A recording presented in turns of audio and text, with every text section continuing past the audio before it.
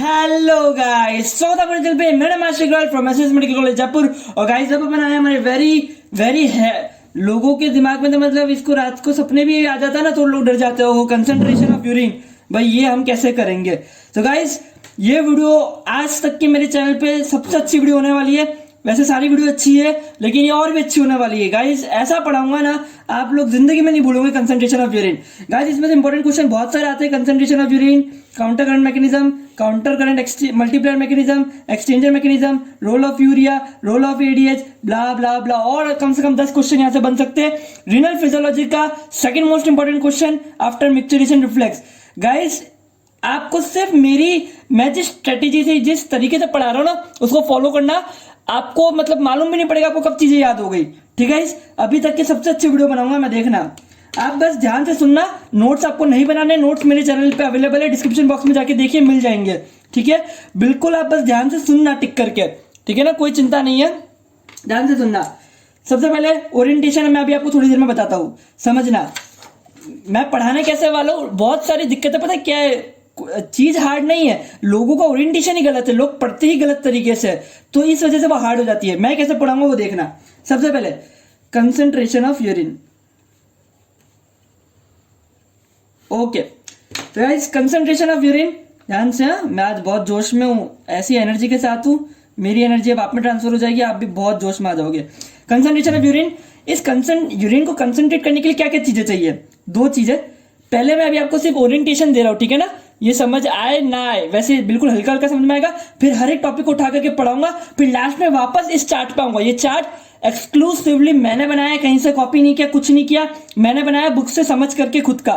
सो आप इस चार्ट को समझिए, फिर ये चार्ट लास्ट में मैं वापस समराइज करूंगा इसी चार्ट को, फिर आपको सारा चार्ट समझ में आ जाएगा। आप ऐसे आंसर लिख आऊंगे, ऐसे चुटकी बजाते ही।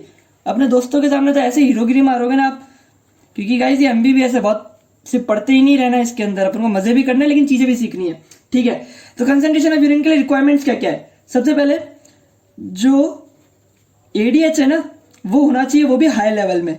एडीएच एंटी डायरेटिक हार्मोन, आपको ध्यान होगा, नहीं होगा तो मैं भी आपको बताऊंगा ही। वैसे ही एंडोक्राइन का टॉपिक है, लेकिन एडीएच क्या करता है? वाटर को रीअब्सॉर्ब करता है। कहां से? डिस्टल ट्यूबुलर कलेक्टिंग डक्ट से। ठीक है, तो ये कराएगा कंसंट्रेशन ऑफ यूरिन। और एक हाइपर ऑस्मोटिक रीनल मेड्यूला, जो रीनल मेड्यूला है वो हाइपर ऑस्मोटिक होती है। हाइपर ऑस्मोटिक सॉल्यूट्स ज्यादा है, वहां पे कंसंट्रेशन ज्यादा है, तो इसकी वजह से भी यूरिन कंसंट्रेटेड होता है। तो मैं बता रहा हूं, अभी भी ये ओरिएंटेशन है, ठीक है ना? इसको बस सुनिए एक बार। ये जो हाइपर ऑस्मोटिक रीनल मेड्यूला किस वजह से होता है? इस प्रोसेस का नाम है counter current mechanism. Clear? Okay, अब देखो, ये काउंटर करंट मैकेनिज्म, ये कह लो हाइपर ऑस्मोटिक रीनल मेड्यूला को पाने के लिए भी 3 चीजों की हेल्प लेनी पड़ती है। सबसे पहली क्या? Counter current multiplier. ये कह लो, ये सब इसके सब पार्ट्स है। Counter current multiplier. दूसरा रोल ऑफ यूरिया, ठीक है। तीसरा काउंटर करंट एक्सचेंज। तो ये 3 चीजें से अपना हाइपर ऑस्मोटिक रीनल मेड्यूला बनता है, जिसे अपन एक और नाम कहते हैं counter current mechanism. Mainly counter current mechanism यही है, लेकिन ये भी इसके थोड़ा बहुत सपोर्ट करता है। कैसे? अभी आपको बताऊंगा। ठीक है, ओके। अब देखो, ये सब चीजें अलग अलग जगह चल रही है। मैंने आपको बताया हाई लेवल ऑफ एडीएच कहां चलता है? ये डीसीटी और कलेक्टिंग डक्ट, और स्पेसिफिकली अभी मैं थोड़ी देर में भी आपको बताऊंगा। ठीक है, hyper osmotic renal medulla counter current mechanism का। ये काउंटर करंट मल्टीप्लाई मैकेनिज्म कहां चलता है मालूम है आपको?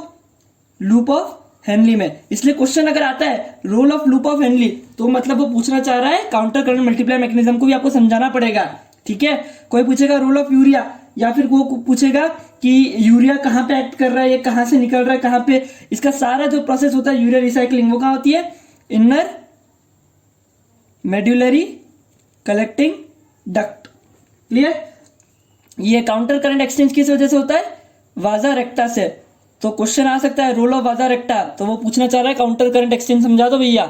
आया समझ में? तो ये ओरिएंटेशन बहुत इंपॉर्टेंट है। अभी आपको कम समझ में आ रहा होगा, तो अभी 2 मिनट में आपको सारा आ जाएगा। जब मैं अब एक एक हेडिंग को समझाऊंगा ना, तो आपको फिर पूरा चार्ट समझ में आ जाएगा, कभी जिंदगी में नहीं भूलोगे। ओके ठीक है, 3 चीजें लूप ऑफ हेनली में भी 3 चीजें होती है, मैंने आपको बताया था रीनल फिजियोलॉजी के इंट्रोडक्टरी वीडियो में। एक डिसेंडिंग लूप ऑफ हेनली, ठीक है, दूसरा थिन असेंडिंग, मैंने बताया था असेंडिंग के अंदर थिन पार्ट होता है, थिक पार्ट होता है, thin ascending loop of Henley, thick ascending loop of Henley. Clear? देखो सब पे अलग अलग काम है, वो अभी मैं आपको बताऊंगा यह तीनों का रोल क्या चल रहा है, ठीक है ना। तो गाइस वीडियो में बने रहिए, ये ओरिएंटेशन था। अब अपन स्टार्ट करेंगे टॉपिक। सबसे पहला क्वेश्चन तो यही उठता है कि अपन को आखिर कंसंट्रेट करने की यूरिन को जरूरत पड़ी क्या है, ठीक है। तो किडनीज को मैं आपको बता दूं कि एक्चुअली जो मैमल्स है वो मेनली इस कंसंट्रेशन ऑफ यूरिन को फॉलो करते हैं, वाटर को कंजर्व करते हैं जिससे कंसंट्रेटेड यूरिन निकल सके, ठीक है ना। क्योंकि अपन सब लैंड पे रहते हैं, मेनली लैंड पे रहते हैं, जैसे ह्यूमंस जो लैंड पे रहने वाले मैमल्स है वो जनरली इस तरीके से काम करते हैं। और आपको कुछ डेटा बता दूं कि जो अपना प्लाज्मा होता है ना, प्लाज्मा के अंदर अपना जो कंसंट्रेशन होता है वो होता है 300 मिली ऑस्मोल पर लीटर, ठीक है। और जो अपना यूरिन जो अपन कंसंट्रेट करके बेचते हैं वो अराउंड होता है 1200, मतलब यहां तक जा सकता है 1200 टू 1400 मिली ऑस्मोल पर लीटर। आप सोच सकते हो कितना कंसंट्रेटेड कर दिया तो कितना अपन ने पानी बचा लिया होगा। क्लियर? और यहाँ ये तो कुछ नहीं, ये ह्यूमंस की बता रहा हूं, जबकि जो डेजर्ट्स वाले जो माउस होते हैं ना, जिसे कहते क्या कहते थे, ऑस्ट्रेलियन हॉपिंग माउस ये करके कहते हैं, वो पता है कहां तक कंसंट्रेट कर सकते हैं, 10,000 मिली ऑस्मोल पर लीटर। तो गाइस कुछ फैक्ट्स के साथ, कुछ इंटरेस्ट के साथ बढ़ते हैं आगे और मेन टॉपिक पे कि यूरिन कंसंट्रेटेड के अंदर सबसे पहला रोल एडीएच का क्या है, कैसे है, क्या करता है, ठीक है। समझना, जो एडीएच होता है वो एक्ट करता है कहां पे, कलेक्टिंग डक्ट पे, ठीक है। एक minute, let DCT distal collecting tubule and cortical collecting duct, ठीक है। कॉर्टिकल कलेक्टिंग डक्ट, देखो मैंने क्या बताया, एडीएच क्या करता है, वाटर को रीअब्सॉर्ब करता है, ठीक है। अगर यूरिन को कंसंट्रेट करना है तो ज्यादा एडीएच छोड़ो, ठीक है ना। अगर मान लो कोई इंसान पानी कम पी रहा है तो वाटर बचाना है तो ज्यादा एडीएच रिलीज होगा, तो ज्यादा वाटर रीअब्सॉर्ब होगा। और ये कहां एक्ट करता है, डीसीटी में और कॉर्टिकल कलेक्टिंग डक्ट में। कलेक्टिंग डक्ट, कॉर्टिकल मतलब किडनी के 2 हिस्से होते हैं, कॉर्टिकल, कॉर्टेक्स और मेड्यूला, अंदर वाला मेड्यूला। तो मैंने बताया यहाँ पे तो हाइपर ऑस्मोलैरिटी है, तो जब वो वाटर रीअब्सॉर्ब करेगा कहां पे, इंटरस्टिशियम में, तो वो कहां करता है, कॉर्टेक्स में, क्योंकि यहाँ की ऑस्मोलैरिटी बिगड़ नहीं जाए, इसलिए लिखा है कॉर्टिकल कलेक्टिंग डक्ट पे एक्ट करता है। दूसरा, ये एक्ट वैसे करता तो इनर मेड्यूलरी कलेक्टिंग डक्ट पे भी है, लेकिन वहां पे ये वाटर एब्जॉर्ब नहीं कराता, वहां पे क्या करता है, यूरिया का डिफ्यूजन कराता है, किससे, थ्रू यूरिया ट्रांसपोर्टर्स। क्लियर? वो भी मैं आपको रोल ऑफ यूरिया में और क्लियर कर दूंगा। तो आपको समझ में आ गया कंसंट्रेशन ऑफ यूरिन के अंदर एडीएच कैसे काम करता है, वाटर को रीअब्सॉर्ब करता है। ओके, तो अपनी पहली चीज clear, high level of ADH. अब अपन पढ़ेंगे ये टॉपिक, ठीक है। देखो पूरा चार्ट समझ में आ जाएगा तो आपको सारा काम हो जाएगा। अच्छा, दूसरा मेरे को क्या देखना है कि ये हाइपर ऑस्मोटिक रीनल मेड्यूला किसके थ्रू आ रहा है, काउंटर करंट मैकेनिज्म। तो सबसे पहले क्वेश्चन ये उठता है काउंटर करंट मैकेनिज्म होता क्या है, इसको भाई थोड़ा एक्सप्लेन करो, मेरे को इसके बारे में कुछ नहीं पता सर। तो ये लीजिए, काउंटर करंट मैकेनिज्म पेश है आपके सामने, सबसे अच्छा टॉपिक और सबसे important topic of renal physiology. Counter current mechanism actually क्या है, काउंटर करंट मैकेनिज्म का मतलब समझो, काउंटर मतलब दोनों अपोजिट डायरेक्शन में चल रहे हैं, करंट मतलब कोई भी फ्लूइड जो मूव कर रहा है तो उसको कहते हैं करंट। अब देखो जैसे लूप ऑफ हेनली इस तरीके से, ठीक है, लूप ऑफ हेनली इस तरीके से, तो इसके अंदर यूरिन कैसे आता है, यूं जाता है, यूं जाता है, ठीक है, इस तरीके से जाता है। ओके, तो देखो काउंटर मतलब अपोजिट डायरेक्शन में यूरिन फ्लो कर रहा है, एक यहां जा रहा है, एक यहां जा रहा है, करंट और ये फ्लो कर रहा है, दोनों आपस में ट्यूब्यूल है। तो इस वजह से अपना जो मेड्यूला है, ठीक है ना, मेड्यूलरी इंटरस्टिशन जो है वो हाइपर ऑस्मोलर है, तो इस प्रोसेस को कहते हैं काउंटर करंट मैकेनिज्म, ठीक है ना। और ये एक स्पेशल एनाटॉमिकल अरेंजमेंट की वजह से, that is loop of Henley and even वाजा रेक्टा, ये भी एक मैकेनिज्म, ये भी काउंटर करंट मैकेनिज्म है। वाजा रेक्टा इसके अपोजिट डायरेक्शन में चलती है इस तरीके से, क्लियर, वाजा रेक्टा, ठीक है ना, इस डायरेक्शन में चलती है। गाइस अगर आपने मेरी पहली वीडियो नहीं देखी रीनल फिजियोलॉजी की प्लेलिस्ट की तो वो देख लेना, ऊपर आई कार्ड पे दे देता हूं, क्योंकि वो बहुत इंपॉर्टेंट है, मैंने आपको पहले दिया था ना, वो बहुत इंपॉर्टेंट है, वो बेसिक कॉन्सेप्ट है। हालांकि ये सबको आता है वाजा रेक्टा क्या होता है, तो अगर आता है तो कोई दिक्कत नहीं है, ठीक है। तो इसे कहते हैं काउंटर करंट मैकेनिज्म। तो इस वजह से जा करके और फाइनली वो कहां से जाता है, कलेक्टिंग डक्ट से। देखो इस तरीके से, ये कॉर्टेक्स, ये मेड्यूला, ठीक है। तो ये अपना बोमेंस कैप्सूल और यहाँ से यूं जाके ये कलेक्टिंग डक्ट से ऐसे जाता है, समझ रहे हो, यहाँ बहुत सारे ऐसे नेफ्रॉन होते हैं। तो ये अपना लूप ऑफ हेनली, ठीक है। और जब वो कलेक्टिंग डक्ट से जाएगा तो यहाँ पर हाइपर ऑस्मोलैरिटी है, तो वैसे भी वो मैक्सिमम कंसंट्रेटेड हो जाएगा, वाटर अपना इंटरस्टिशन में आ जाएगा। तो पहले तो बेसिक काउंटर करंट मैकेनिज्म की डेफिनेशन आ गई, ठीक है ना। अभी सब भूल जाओ, ज्यादा दिमाग मत लगाओ, धीरे धीरे अपन पूरे टॉप पॉइंट पे पहुंच जाएंगे, ठीक है। मैं ठीक है, तो ये था काउंटर करंट मैकेनिज्म। अब मेरे को बताना है कि कौन कौन से फैक्टर्स है जो हाइपर ऑस्मोल मतलब ये काउंटर करंट मैकेनिज्म में हेल्प करते हैं या हाइपर ऑस्मोटिक रीनल मेड्यूला बनाने में मदद करते हैं। कौन कौन से फैक्टर्स, ठीक है। तो जो पहला है, देखना पॉइंट वाइज 4 पॉइंट बताऊंगा, 4 नहीं, 2 नहीं, 3 नहीं, देखते जाओ, मैं बताता हूं कितने। Active transport of solutes,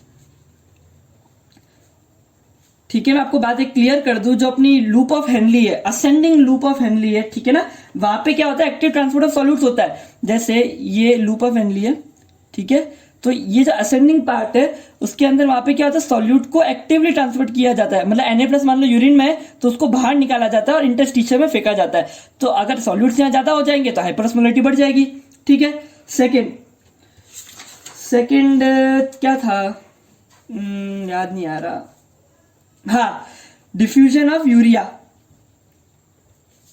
diffusion of urea ये तो होता था लूप ऑफ हेनली पे, ये होगा कलेक्टिंग डक्ट पे, ठीक है। देखो ये इस तरीके से जाता है, ये कलेक्टिंग डक्ट अपनी, ठीक है ना, इस तरीके से कलेक्टिंग डक्ट। तो यहां से क्या होता है, यूरिया डिफ्यूज हो जाता है, ठीक है ना, फैसिलिटेड डिफ्यूजन होता है यूरिया का, ठीक है। एडीएच कराता है फ्रॉम यूरिया ट्रांसपोर्टर्स, तो यहाँ पे यूरिया आ जाएगा, ठीक है।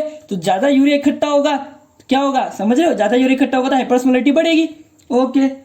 थर्ड पॉइंट मैंने आपको ये भी बता दिया, आयन ट्रांसफर हो रहे, बस मेन ये 2 पॉइंट की वजह से अपनी हाइपरऑस्मोलैरिटी बनती है, क्लियर, ओके। अब अपन देखेंगे कि लूप ऑफ हेनली की कुछ स्पेशल कैरेक्टरिस्टिक्स, और फिर अपन चलेंगे मेन चार्ट पे जो आपको बनाना है एग्जाम के अंदर, जिसको देखे टीचर नंबर भी दे देता है, और वो समझ के आपको सारा चीजें समझ में आ जाएगी। ये 2 पॉइंट ध्यान रखने। अब मैं 2 पॉइंट और बताऊंगा। देखो लूप ऑफ हेनली में 2 चीजें, एक तो descending loop of Henley, descending limb of loop of Henley, और एक है असेंडिंग, ठीक है ना। असेंडिंग में भी थिक असेंडिंग वाले की बात कर रहे हैं। असेंडिंग के 2 पार्ट है, थिक और थिन। तो thick ascending loop of Henley, तो एक बात ध्यान रखना, जो डिसेंडिंग लिम्ब है वो परमिएबल टू वाटर होता है। परमिएबल टू वाटर मतलब उसमें से वाटर निकल सकता है, तो एक तरीके से कह लो कि इंटरस्टिशियम में वाटर निकलता जाता है। दूसरा, वो परमिएबल टू वाटर होता है और इम्परमिएबल टू सॉल्यूट्स होता है, कि वहां से सॉल्यूट्स नहीं निकल सकते। ये फैक्ट ध्यान रखना है, ठीक है ना। कोई पूछेगा ना लूप ऑफ हेनली का रोल क्या, तो ये लिखना है आंसर। थिक असेंडिंग के अंदर क्या होगा, जो इसमें यहां क्या था, परमिएबल टू वाटर, पर यहां पे इम्परमिएबल टू वाटर,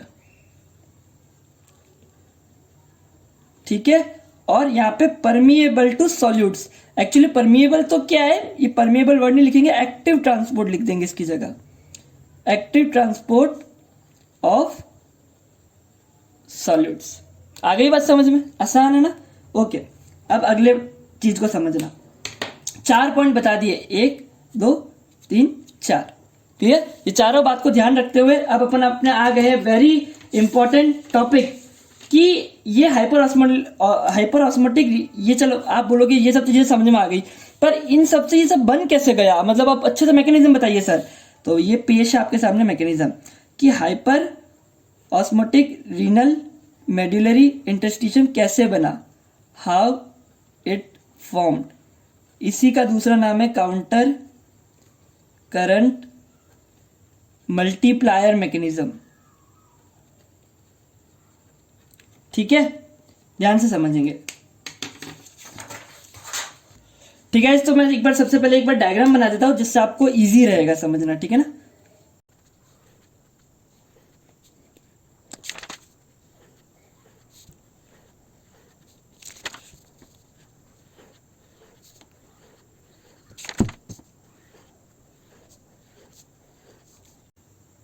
ठीक है, तो मैंने आपको बताया था कि प्लाज्मा की ऑस्मोलैरिटी होती है 300, ठीक है ना।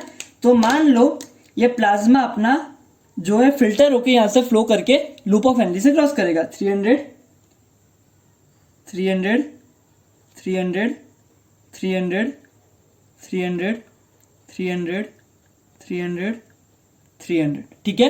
अब क्योंकि प्लाज्मा इंटरस्टिशियम में भी कुछ फ्लूइड सेक्रेट होता है, ठीक है, तो उसकी भी सेम ऑस्मोलरिटी रहेगी 300 300 300 300, क्लियर, ओके।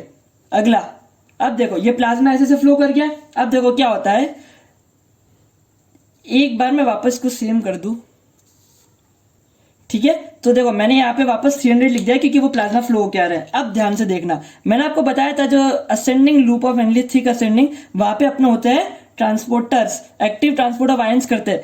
तो वो क्या करते हैं, आयंस का ट्रांसपोर्ट करते हैं यहां से इस जगह पे, तो सोडियम यहां से यहाँ पे आने लग जाएगा। तो इस वजह से 200 ऑस्मोलरिटी का ग्रेडियंट आता है, ये ध्यान रखना, 200 मिली ऑस्मोल का ग्रेडियंट आएगा। तो जो 300 था, अब वो यहां पे 300 आएगा तो 100 यहां दे देगा, तो यहां हो जाएगा 400, यहां रह जाएगा 200, तो ये 400 200 400 200 और यहां पे अब 200 फ्लो करेगा, क्लियर, ठीक है। अब मैंने अगला डायग्राम लिया है, जो 300 आ रहा था, तो मैंने आपको यहां तो बता दिया, यहां तो क्या हो रहा है, एक्टिव ट्रांसपोर्ट, तो इस वजह से 200 का ग्रेडियंट आ गया। पर अब ये जो 300 है, मैंने आपको बताया था, ये जो डिसेंडिंग लिम्ब है वो क्या करती है, परमिएबल होती है किसके, वाटर के, तो यहां से वाटर बाहर जाना शुरू हो जाएगा, है ना। तो इसकी भी ऑस्मोलरिटी इसके बराबर हो जाएगी, जब तक वाटर जाएगा जब तक ये भी हाइपर ऑस्मोटिक नहीं हो जाता। तो अब इन दोनों की सेम हो जाएगी, तो ये जो 300 आ रहा था अब वो भी हो जाएगा 400 400 400 due to diffusion of water, ठीक है ना, दोनों के बराबर हो गई। अब इस तरीके से सेटिंग चल रही है कि अब ये दोनों बराबर हो गई। अब नेक्स्ट देखो, मैंने बताया ये सब चीजें फ्लो कर रही है, तो अब ये जो 300 यहाँ पे 400 हुआ था, लेकिन ये 300 वाला इधर आएगा, ये 400 वाला भी इधर जाएगा ही, ये 200 वाला इधर आएगा, और ये तो अंदर से सेम ही रहेगा क्योंकि यहाँ पे तो ये दोनों प्रोसेस चल रहे हैं, ठीक है ना। तो देखो अब ये 300 वाला इधर आएगा तो यहाँ 300 आएगा, ठीक है ना। तो इस तरीके से ये चीज आगे बढ़ रही है, 400 वाला अब धीरे धीरे आगे बढ़ रहा है, ये 400, अब यहाँ भी 400 आने लगा, ठीक है ना, फिर यहाँ भी 400, पर यहाँ थोड़ा सा बहुत 200 है, इस तरीके से ये 300 300, तो ये भी अप्रॉक्स 300 के करीब हो गया क्योंकि यहाँ से भी सब बराबर सा चल रहा है। तो ये चीजें अब इस तरीके से चल रही है, ठीक है, ठीक है। तो अब देखो, अब ये चीज आगे बढ़ी, मैंने आपको बताया यहाँ पे वापस एक्टिव ट्रांसपोर्ट होगा। तो देखो अगर इसका एक्टिव ट्रांसपोर्ट अपन करेंगे तो ये वापस 200 का ग्रेडियंट बनेगा, तो ये जो 400 वाली चीज है, ठीक है ना, ये 300 होगी और ये 500 बदलेगी, ये 300 500 ये 150, ठीक है, और ये अराउंड आ जाएगा 350। तो इस तरीके से, तो इस वाले में मैं ये लिख रहा हूं कि अब जैसे जैसे ये हो जाएगा 300, ठीक है, ये 300 150 ये 150, यहाँ पे अब 200 का ग्रेडियंट वो बनता रहेगा 200 का, देखो ना 300 500 तो 300 500, इस तरीके से ये सेट है। अब आप समझ रहे हो, देखो कैसे कैसे हो रहा है प्रोसेस।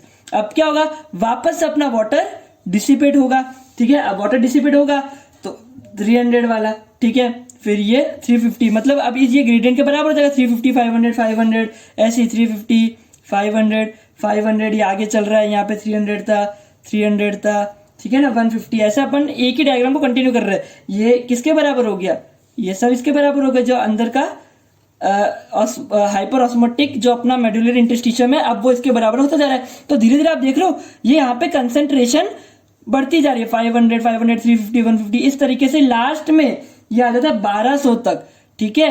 और प्रॉपर्टी क्या थी, यहाँ पे क्या होगा, एक्टिव ट्रांसपोर्ट ऑफ आयंस, यहाँ पे होगा वाटर का डिफ्यूजन, ध्यान है, यहाँ पे तो एक्टिव ट्रांसपोर्ट ऑफ आयंस और यहाँ पे डिफ्यूजन। तो ये बात, ये चीज लोगों को हार्ड लगती है, तो मैंने बहुत आसान तरीके से आपको बता दी, क्योंकि पहले मैंने आपको प्रॉपर्टी बता चुका था कि आपको ये 4 बातें ध्यान रखनी हो, 4 बातों से आपका सारा चीजें हो जा रही थी। और जब वो प्रोसेस कंटिन्यू चलता रहेगा ना, तो अपन को इस तरीके का एक चार्ट, मतलब इस तरीके का फाइनल देखने को मिलेगा। और इस वजह से अपना जो इंटरस्टिशियम है ऑस्मोटिक रहता है, और जो अपना वो यूरिन है वो भी कंसंट्रेटेड ही रहेगा।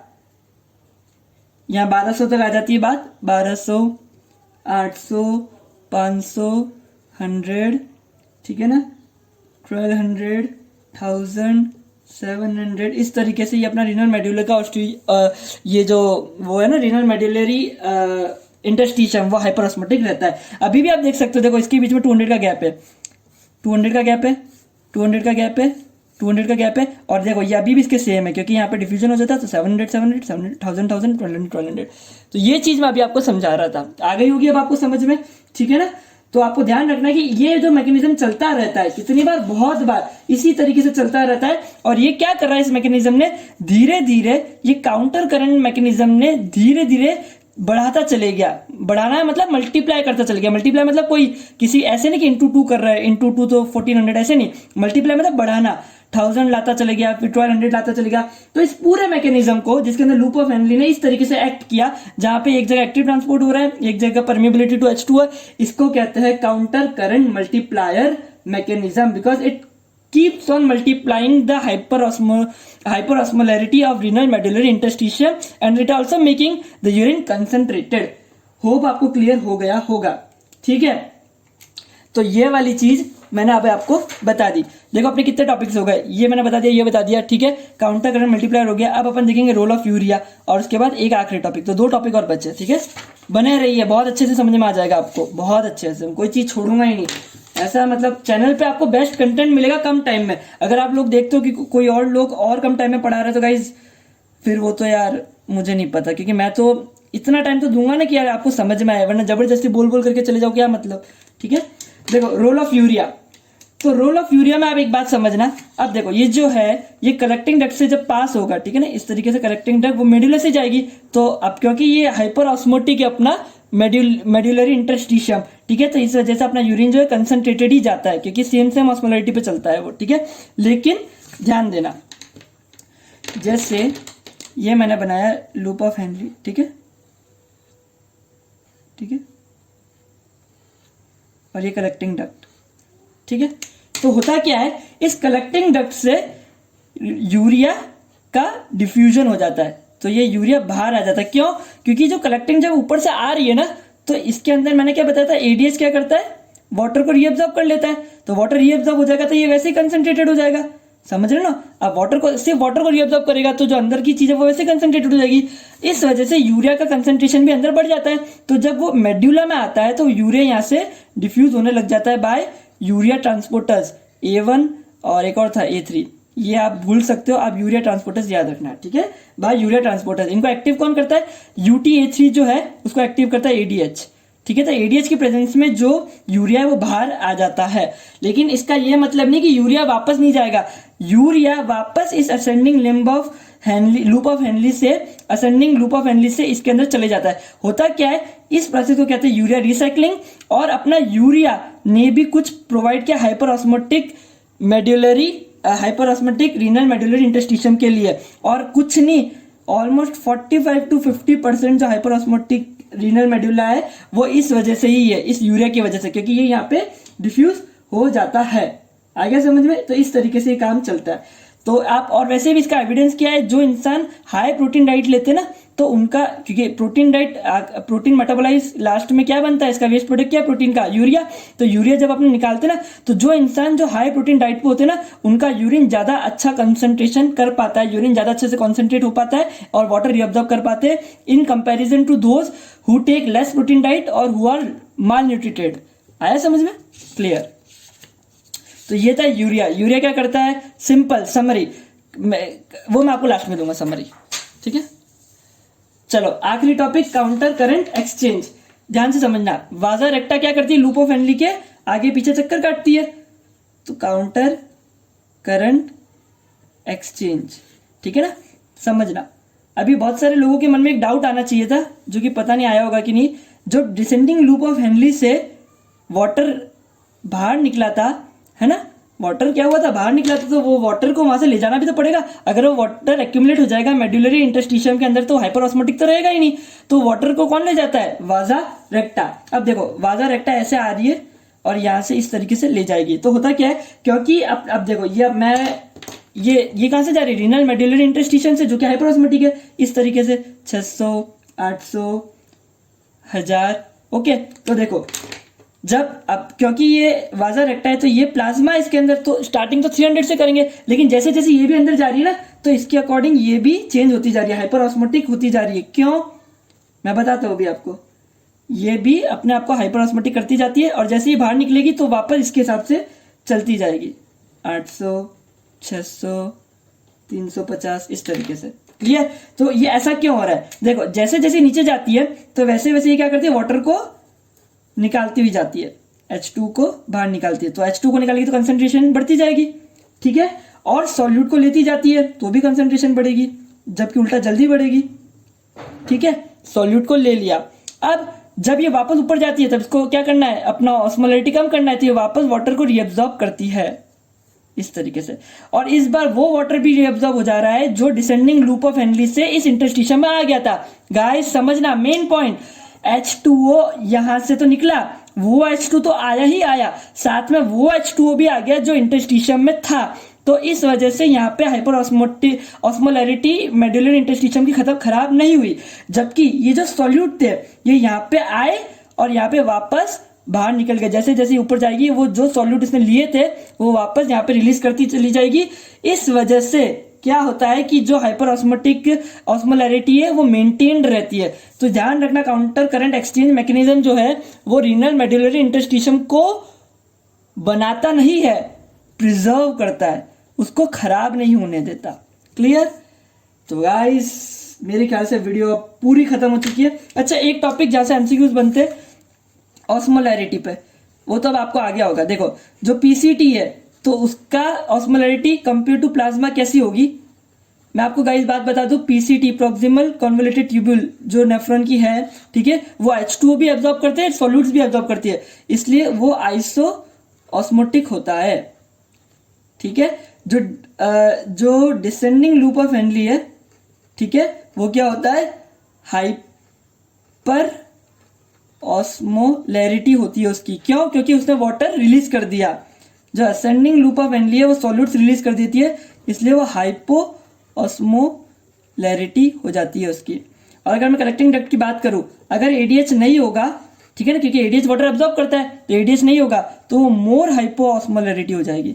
क्योंकि अगर एडीएच एब्जॉर्ब हो जाता तो फिर ऑस्मोलैरिटी बढ़ जाती, पर वाटर एब्जॉर्ब हुआ ही नहीं, सॉरी एडीएच ने अगर वाटर को एडीएच होता तो वाटर एब्जॉर्ब हो जाता तो ऑस्मोलैरिटी बढ़ जाती, पर एडीएच नहीं है तो वाटर एब्जॉर्ब नहीं हुआ तो मोर हाइपोऑस्मोलैरिटी बढ़ गई। यहां से एमसीक्यूज बनते हैं। तो गाइस ये जो मैं चार्ट आपको कह रहा था ये आपको पूरा क्लियर कर दिया मैंने। देखो वापस रिवाइज करेंगे लास्ट के 2 minute. Concentration of urine, high level of ADH, ठीक है, 2 चीजें चाहिए यूरिन को कंसंट्रेशन होने के लिए, हाई लेवल ऑफ एडीएच और hyper osmotic renal medulla. ADH क्या करेगा, कलेक्टिंग डक्ट और डीसीटी, इन दोनों से क्या करवाएगा, वाटर को रीअब्सॉर्ब कराएगा। कलेक्टिंग डक्ट कौन सा, कॉर्टिकल कलेक्टिंग डक्ट, डीसीटी कौन सा, लेट डीसीटी। क्लियर?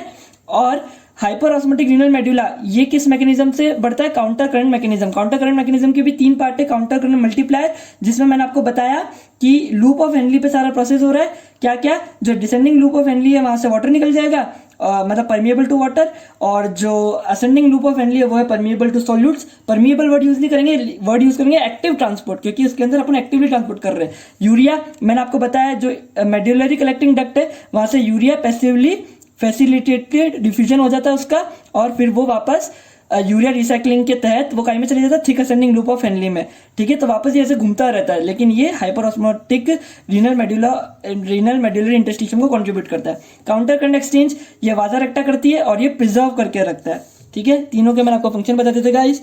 बहुत मेहनत लगी गाइस वीडियो को बनाने में, जाते लाइक करें। देखो गाइस अगर आप लोग सच में चाहते हो मैं इतनी मेहनत करके पढ़ाऊं, वरना मैं गाइस मेरे को ऐसा लगता है मेरे को कभी कभी यूट्यूब बंद कर देना चाहिए। पूरा मैं पसीना में हो चुका हूँ, इतना पसीना हेंके वेंके सब लेकर के बैठा हूँ, क्योंकि मैं पंखा नहीं चला सकता, क्योंकि गाइस आवाज में मतलब प्रॉब्लम आती है, क्योंकि पंखे की आवाज आती है। तो गाइस बहुत मेहनत लगती है। कमेंट तो करे, कम से कम शेयर करे, जरूर शेयर करे।